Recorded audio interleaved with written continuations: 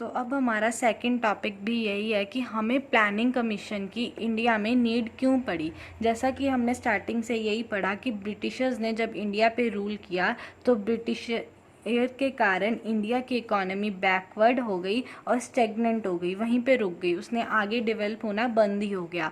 Productivity बहुत कम हो गई और जीडीपी ग्रोथ थी वो बहुत ज़्यादा कम थी कि हम खुद से कुछ, हमारी जो जैसे हमारी प्रोडक्टिविटी लो थी, इसी के कारण हमारी जीडीपी ग्रोथ भी बहुत कम हो गई थी। अकेली मार्केट फोर्सेस हमारी जीडीपी को और हमारी डेवलपमेंट में हेल्प नहीं कर सकती थी, इसीलिए हमारी गवर्नमेंट ने उसको एक बिग पुशअप दी, उसको फाइनेंशियली हेल्प दी, जो भी एक गवर्नमेंट कर सकती थी।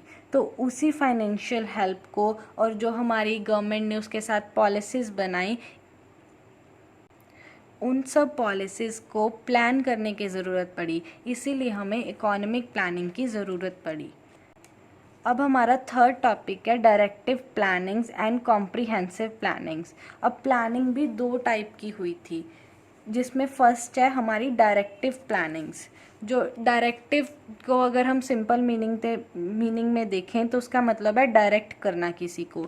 तो ये जो प्लानिंग है ये रिलेटेड थी प्राइवेट सेक्टर के साथ, जिसमें हमारी गवर्नमेंट हमारी प्राइवेट सेक्टर को डायरेक्ट करती थी कि वो कैसे हमारी नेशनल इंटरेस्ट को बिना सफ़र किए अपना प्रॉफिट भी बढ़ा सकते हैं और हमारी इकोनॉमी में डेवलपमेंट में भी हेल्प कर सकते हैं।